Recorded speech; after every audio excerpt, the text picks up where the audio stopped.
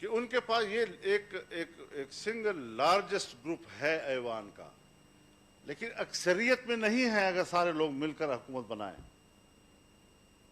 لیکن میاں نواز شریف صاحب فرما رہے تھے کہ نہیں، جب ان کو وہ لارجسٹ گروپ ہے تو اخلاقی طور پر ہمیں اس کا راستہ نہیں روکنا چاہیے۔ اور میں آپ حضرات کی علم میں لانا چاہتا ہوں کہ میرے رد عمل کو کنٹرول کرنے کے لیے ایک بڑا موقر وفد میرے پاس پہنچا، مجھے اس بات پر آمادہ کرنے کے لیے کہ آپ سخت موقف چھوڑ دیں، آپ نرم موقف کی طرف چلے جائیں، اعتدال کی طرف چلے جائیں۔ لیکن جب وہ مجھے مطمئن نہیں کر سکے تو انہوں نے پہلے میرے موقف کی تائید کی، اور جب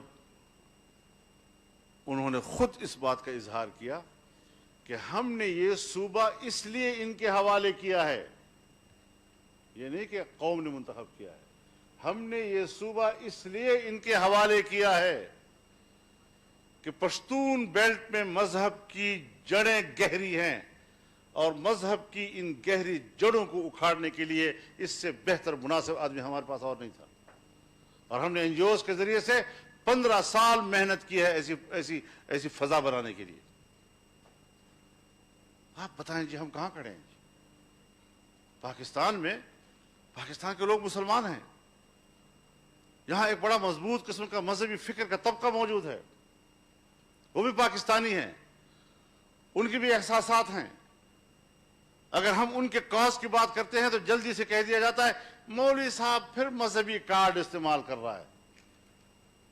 اگر ایک قوم پرست اپنی قومیت کا کارڈ استعمال کر سکتا ہے تو میں بھی پھر مذہب کا کارڈ استعمال کر سکتا ہوں، یہ میرا حق بنتا ہے، مجھے کوئی شرمندگی نہیں اس کے اوپر۔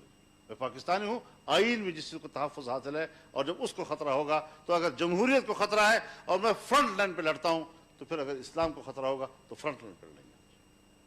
اس پر کسی کو آر نہ دلایا جائے۔ تو اس حوالے سے صورتحال یہ ہے، ہم نے آپ کے ساتھ مل کر متفقہ موقف لیا ہے کہ ہمیں شریعت چاہیے لیکن بندوق کے زور سے نہیں۔ آپ کے ساتھ کھڑے ہیں، آئین کے ساتھ کھڑے ہیں، پارلیمنٹ کے ساتھ کھڑے ہیں، لیکن مجھے بتایا جائے کہ آج جو اس پارلیمنٹ میں قانون سازی ہو رہی ہے یہ بندوق کے زور سے نہیں ہو رہی۔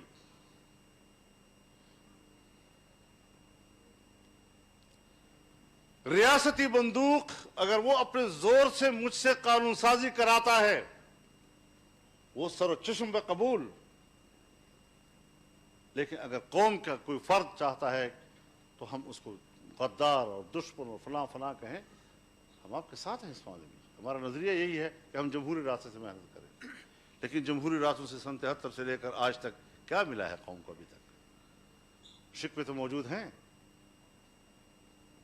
لیکن حالات، ملک کہاں کھڑا ہے، ادارے کہاں کھڑے ہیں، ہماری کمزوریاں ہم نظر انداز کرتے چلے آ رہے ہیں۔ چلو ٹھیک ہے، آگے دیکھتے ہیں، آگے چلتے ہیں۔ ہمارے ملک کا جمہوری نظام بھی اس وقت مکمل طور پر پابجولاں ہے۔ پھر یہ کہنا کہ جی دھاندلی کے لیے کمیٹی بنائی جائے اور کمیٹی اس بات کو تلاش کرے کہ دھاندلی ہوئی ہے یا نہیں ہوئی، تحقیقات کرائی جائے۔ آپ حضرات نے ابتدا میں اس پر آمادگی ظاہر کی ہے، لیکن میں نے اول دن سے کہا ہے کہ ہم اس دھاندلی کے لیے کسی تفتیش و تحقیق کے روادار نہیں ہیں۔ یہ ایسا ہی ہے جیسے نصف النہار پر سورج کھڑا ہو اور ہمیں کوئی کہے ثابت کرو کہ سورج ہے۔ یہ اس طرح کی دھاندلی ہے۔ لہٰذا اس کے لیے کمیٹیوں میں جانا تفتیش و تحقیق کے لیے، اور وہ پھر بھی نہیں کر رہے۔ آپ کا کمزور موقف ہونے کے باوجود وہ اس طرف نہیں آ رہے۔ یہ ساری چیزیں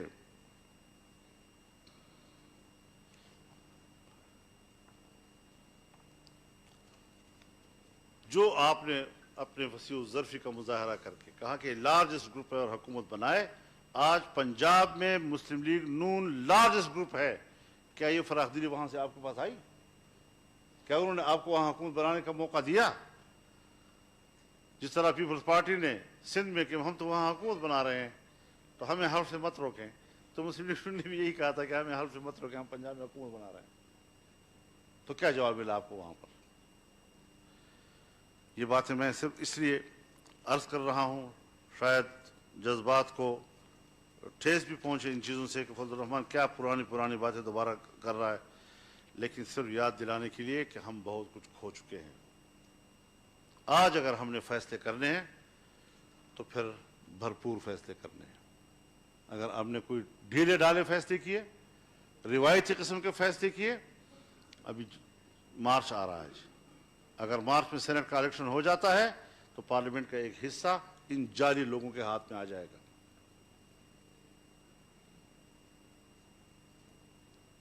تو آپ پھر کہاں کھڑے ہوں گے؟ ملک کہاں کھڑا ہوگا؟ لہذا ہم بڑی صراحت کے ساتھ کہنا چاہتے ہیں کہ آج ہی فیصلہ کریں کہ ہم اسمبلیوں سے مستعفی ہوں گے۔ اگر ہم انہی اسمبلیوں میں بیٹھے ہوئے ہیں جہاں ہماری توقیر کا یہ عالم ہے، جہاں کوئی کارکردگی نہیں ہے، تو پھر میں نہیں سمجھتا کہ ہم اپنے مقصد کے لیے جو شفاف الیکشن کا مقصد ہے اس کے لیے کوئی کردار ادا کر سکیں گے۔ اگر ہم نے سول سپرمیسی کے لیے کوئی ٹھوس اقدامات کرنے ہیں تو پھر آپ آئیں، عوام کے صفوں میں جانے کے لیے تاجر برادری کے پاس جائیں، وکلاء کے پاس جائیں، اساتذہ کے پاس جائیں، ڈاکٹرز کے پاس جائیں، مزدور کے پاس جائیں، کسان کے پاس جائیں، صنعت کار کے پاس جائیں اور ان کو کہیں آئیں ہم اکٹھے بیٹھتے ہیں، اکٹھے لڑیں گے۔ ان کو انوالو کرنا ہے پھر ہم نے، اور بڑی قوت کے ساتھ ہمیں ان کو اپنے صفوں میں لانا ہوگا۔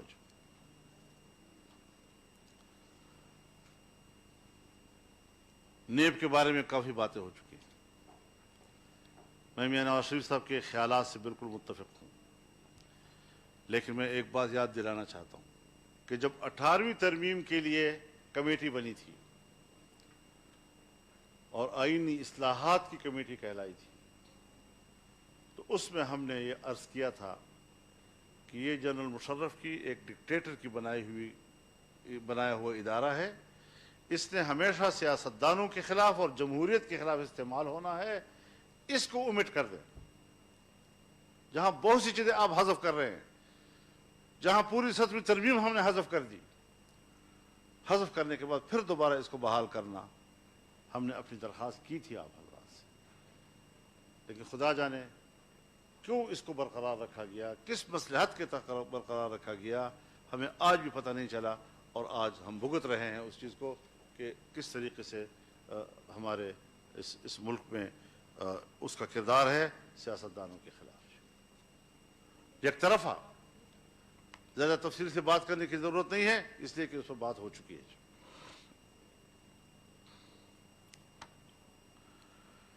آج آپ اپنی پوری نظام کو دیکھیں، اسمبلی جعلی، آپ کا وزیر اعظم جعلی، سینٹ چیئرمین کے خلاف جو عدم اعتماد ہوا اور وہاں جو کچھ ہوا، میری زبان میں آج چیئرمین سینٹ جعلی، پرسوں ترسوں جو قومی مشترکہ اجلاس میں اقلیت کو اکثریت کہا گیا،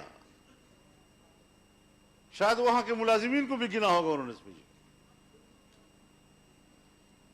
اور شور شرابہ کے باوجود اس پر بھی ہمیں طے کرنا چاہیے کہ یہ جو گنتی ہوئی ہے یہ غلط ہے، اور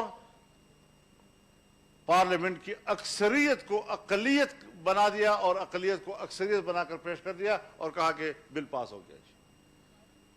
تو اب تو قومی اسمبلی کا اسپیکر بھی مجھے جعلی لگتا ہے۔ اب جب پورا پارلیمنٹ بھی جعلی ہو جائے، اس کا حکمران بھی جعلی ہو جائے، پھر کس لیے بیٹھے ہوئے ہیں ہم وہاں پر؟ یہ سب ڈرامے ہوئے ہیں وہاں پر۔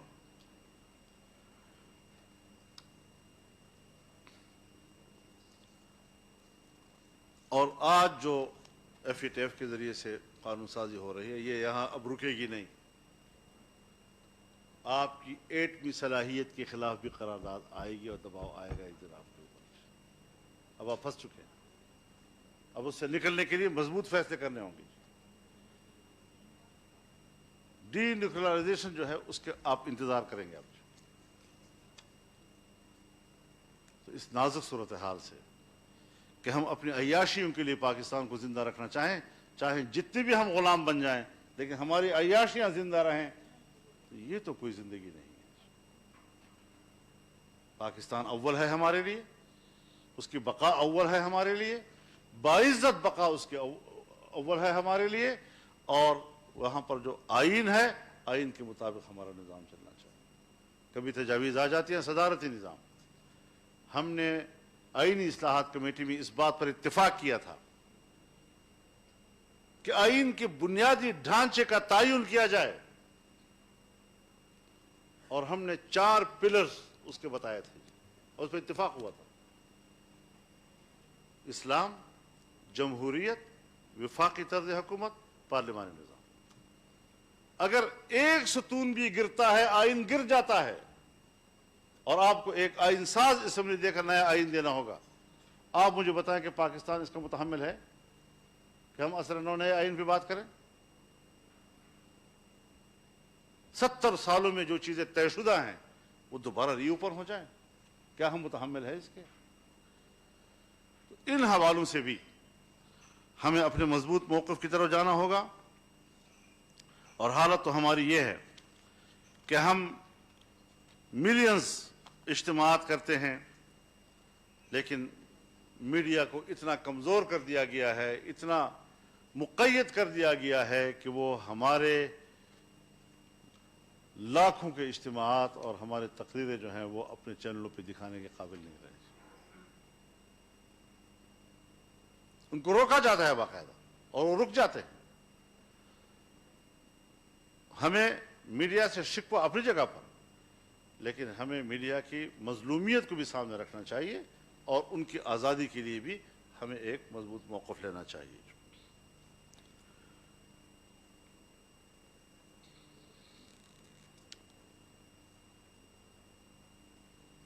پاکستان بڑی ہمت کے ساتھ میگا پروجیکٹس کی طرف جا رہا تھا. سی پیک منصوبہ، پاور جنریشن کا مسئلہ، اور بہت سے منصوبے پاکستان کے سامنے تھے. معدنی ذخائر کی طرف جانا، اس کو پاکستان کے لیے استعمال میں لانا، لیکن آج سب کچھ رک گیا ہے. اور مجھے ایک سفارتکار نے بتایا، باہر کے سفیر نے، کہ جب ہم نے ان سے پوچھا کہ آپ یہ کیا کر رہے ہیں، تو انہوں نے کہا کہ پاکستان اور پاکستانی قوم میگا پروجیکٹس کی متحمل نہیں ہے، لہذا ہمیں مائکرو لیول پر اور ہمیں میڈیم لیول پر سر نو نئے منصوبے شروع کریں گے. تو پھر انڈے اور مرغی اور کٹے اور یہاں سے شروع ہوئے، اور یہ پالیسیاں آج ہماری اسٹیٹ کی پالیسیاں ہیں.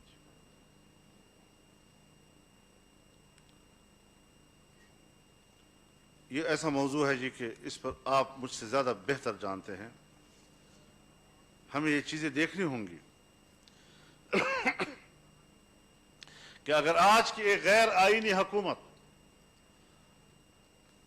دنیا کے کسی بھی ملک کے ساتھ یا بین الاقوامی کسی ادارے کے ساتھ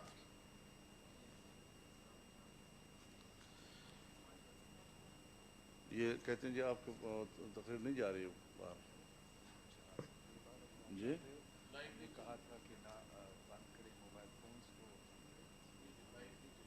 چاہتے ہو کہ یہ باہر لائیو چلے، اندر کا بات نہ ہو. میرا تو خیال ہے کہ ہماری آج کی کانفرنس پبلک ہونی چاہیے تھی. ہمیں آپس میں طے کرنا ہے، اس کے بعد پریس کانفرنس کریں. میاں صاحب کا صدر صاحب آئندہ اس کے بعد جو ہم طے کریں گے، ہم سب پریس کانفرنس کریں، اس میں ہم سامنے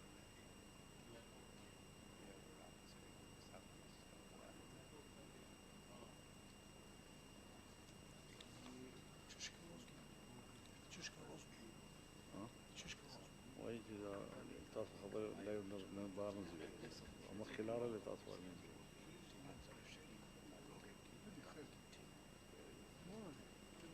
خالق تليفون استفهامكم.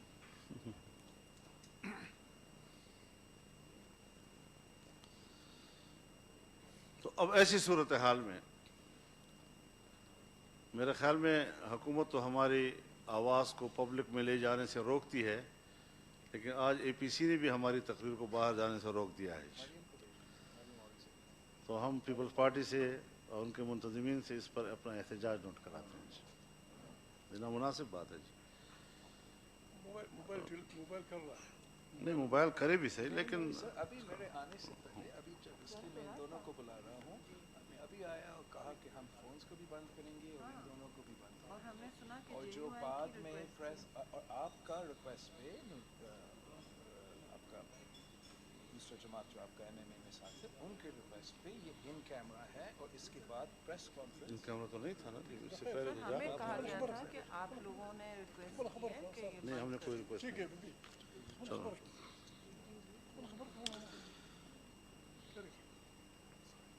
اب بنیادی بات یہ ہے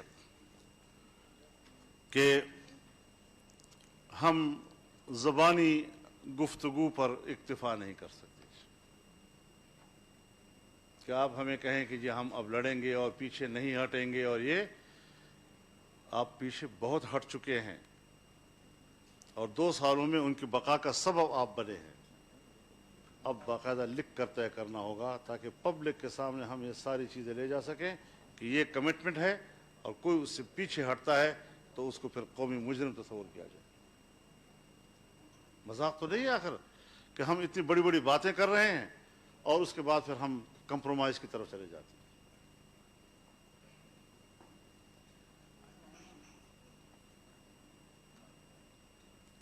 ٹی وی پہ نہیں چل رہا ہے، سوشل میڈیا پہ آپ لائیو ہمارا تو لائیو اگر آپ چاہتے ہو کہ ٹھیک ہے، ٹھیک ہے. ہمارا کیمراز آپ کو سوشل میڈیا پہ لائیو کریں، صحیح ہے. لیکن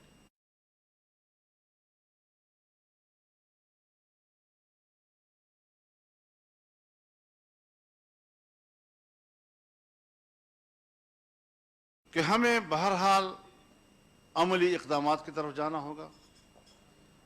کمپرومائز کا راستہ بند.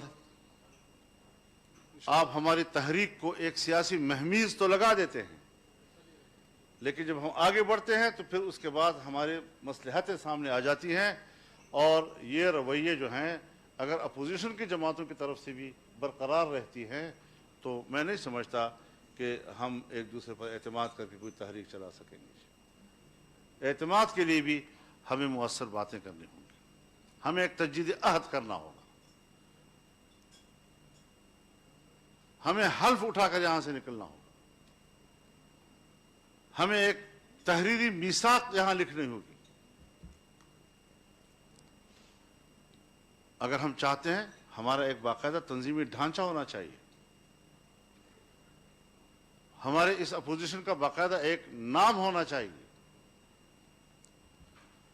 ہمیں ہر طرح کے سرکاری تقریبات کا بائیکاٹ کر لینا چاہیے، چاہے کتنے بھی بڑے ملک کا سپر پاور کا مہمان یہاں آئے. ہماری روایات یہ ہیں کہ ہم ان تقریبات میں چلے جاتے ہیں، لیکن ہمیں ان کو میسج دینا ہوگا کہ ہم اس کو نمائندہ حکومت ہی نہیں سمجھتے جو آپ کی میزبانی کر رہی ہے، لہذا ہم یہ آپ کو میسج دینا چاہتے ہیں کہ ہم آپ کی اس تقریب میں شریک نہیں ہو رہے ہیں. پارلیمنٹ میں قانون سازی کے عمل سے مکمل لا تعلق ہونے کا اعلان کرنا ہوگا. غیر منتخب اور غیر آئینی حکومت کے تمام بین الاقوامی معاہدات سے لا تعلقی کا اعلان کرنا ہوگا. آئندہ کوئی بھی حکومت بنی تو اس کی پابند نہیں ہوگی. یہ گورنمنٹ ہی نہیں ہے.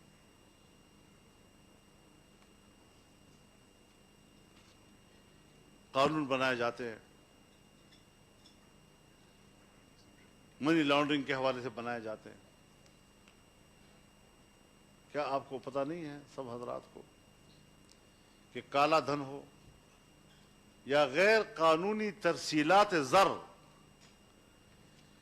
خفیہ اداروں کا اصل بجٹ ہی وہی ہوا تھا. تو پھر جب ہم کہتے ہیں کہ پیسہ دہشت گردوں کے پاس جاتا ہے تو میرے خیال میں اس پیسے کا بھی راستہ بند ہونا چاہیے جو ریاستی دہشت گردی کے خلاف جاتا ہے. کے حق میں چلا جاتا ہے.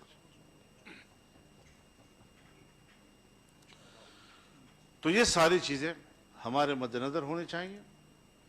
اگر آپ ایک مضبوط فیصلہ کرنے، اسمبلی سے استعفے دینے، سندھ کی صوبائی اسمبلی کو تحلیل کرنے اور ایک بھرپور سیاسی تحریک جس میں کہ پارلیمنٹ کے اندر کے قانون سازی کے عمل سے لا تعلق ہونے کا فیصلہ کر لیتے ہیں، تو میرے خیال میں، ورنہ ہم تو آپ کے پیچھے کھنچتے کھنچتے ابھی تک آئے ہیں، آپ کے پیچھے کھنچتے کھنچتے آئے ہیں کہ ہم کچھ فیصلہ کریں تو شاید وہ اتنا مؤثر نہیں ہوگا پھر. تو اس حوالے سے یہ ہیں ہماری گزارشات، اور انہی گزارشات کی بنیاد پر ہم آج آپ سے بہت بہتر توقعات رکھ کر آئے ہیں، اور ان بہتر توقعات کے ساتھ میں جناب بلاول بھٹو صاحب کا، یہاں پر موجود تمام قائدین کا، جناب میاں نواز شریف صاحب کا، جناب آصف علی زرداری صاحب کا، سب کا شکر گزار ہوں، اور امید کرتا ہوں کہ آپ اس حوالے سے ہماری اور پوری قوم کی حوصلہ افزائی کریں گے. وآخر دعوانا الحمدللہ. مولانا فضل الرحمان صاحب، آپ کا بہت ہی شکریہ. ہمیشہ کی طرح آپ نے پورا جو ہمارے آپشنس ہیں ہمارے سامنے رکھے ہیں. I just want to clarify for everybody in the room کہ ہمارا یہ جو دونوں جو کیمراز ہیں یہ چل رہے ہیں، لائیو اسٹریم کر رہے ہیں. مولانا صاحب کی تقریر سوشل میڈیا پہ تو جاری ہے، الیکٹرانک میڈیا پہ نہیں تھا. Before we continue this conversation, however, I would like to suggest تاکہ ہم ایک فری ماحول میں بات کر سکیں، آپس میں ہم نے مشکل فیصلے لینے ہیں تو وہ مشکل فیصلے لینے کے لیے ہمیں کچھ لوگوں کو منانا پڑے گا، کچھ لوگوں کو سمجھانا پڑے گا. اس کے لیے